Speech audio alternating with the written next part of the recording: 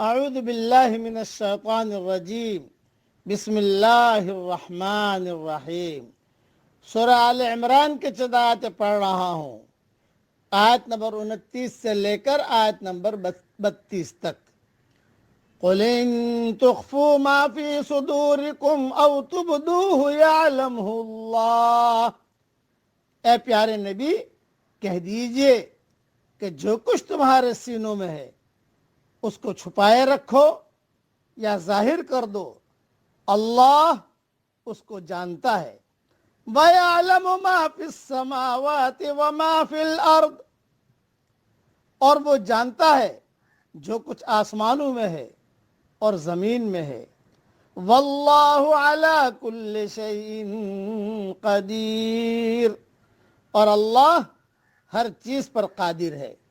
یوم تجد کل نفس ما عملت من خیر محضرا، جس دن ہر شخص اپنی کی ہوئی نیکی کو اپنے سامنے موجود پائے گا۔ وما عملت من سوء، اور جو برائی کی ہوگی اس کو بھی۔ تود لو ان بینہا وبینہ امدا بعیدا، اس دن ہر آدمی یہ چاہے گا کہ کاش ابھی یہ دن اس سے بہت دور ہوتا۔ وَيُحَذِّرُكُمُ اللَّهُ نَفْسَهُ، اور اللہ تم کو ڈراتا ہے اپنی ذات سے۔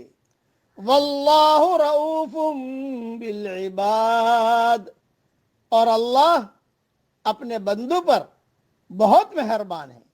قُلْ إِن كُنتُمْ تُحِبُّونَ اللَّهَ فَاتَّبِعُونِي يُحْبِبْكُمُ اللَّهُ وَيَغْفِرْ لَكُمْ ذُنُوبَكُمْ، اے پیارے نبی کہیے کہ اگر تم اللہ سے محبت کرتے ہو تو میری پیروی کرو، اللہ بھی تم سے محبت کرے گا اور تمہارے گناہوں کو معاف کر دے گا۔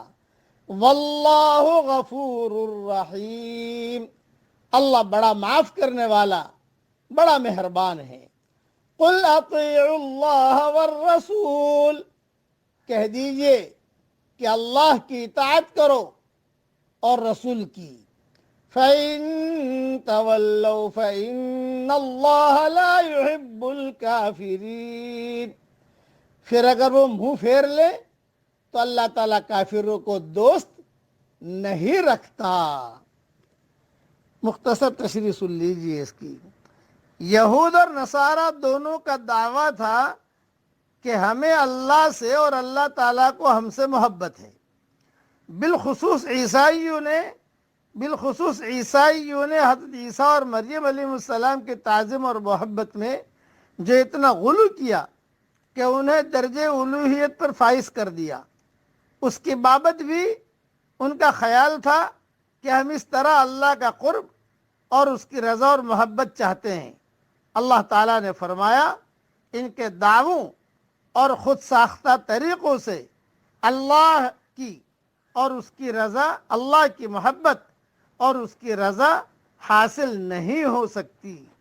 اس کا تو صرف ایک ہی طریقہ ہے کہ میرے آخری پیغمبر پر ایمان لاؤ اور ان کا اتباع کرو۔ اس آیت نے تمام دعوے داران محبت کے لیے ایک کسوٹی اور معیار مہیا کر دیا ہے کہ محبت الہی کا طالب اگر اتباع محمد صلی اللہ علیہ وسلم کے ذریعے سے یہ مقصد حاصل کرنا چاہتا ہے تو پھر یقیناً وہ کامیاب اور اپنے دعوے میں سچا ہے، ورنہ وہ جھوٹا بھی ہے اور اس مقصد کے حصول میں ناکام بھی رہے گا۔ حضرت محمد صلی اللہ علیہ وسلم کا فرمان ہے، بخاری اور مسلم کی حدیث ہے، جس نے ایسا کام کیا جس پر ہمارا معاملہ نہیں ہے، یعنی ہمارے بتلائے ہوئے طریقے سے مختلف ہے، تو وہ رد کر دیا جائے گا، وہ ہمارا نہیں ہے، فَهُوَ رَد۔ اس لیے اتباع رسول صلی اللہ علیہ وسلم کی وجہ سے تمہارے گناہ ہی معاف نہیں ہوں گے بلکہ تم محب سے محبوب بن جاؤ گے۔ اور یہ کتنا اونچا مقام ہے کہ بارگاہ الہی میں ایک انسان کو محبوبیت کا مقام مل جائے۔ اللہ تعالی ہم سب سے محبت فرمائے اور ہماری قیامت تک کے آنے والی نسلوں سے بھی اللہ محبت فرمائے، آمین۔ وآخر دعوانا ان الحمد للہ رب العالمین۔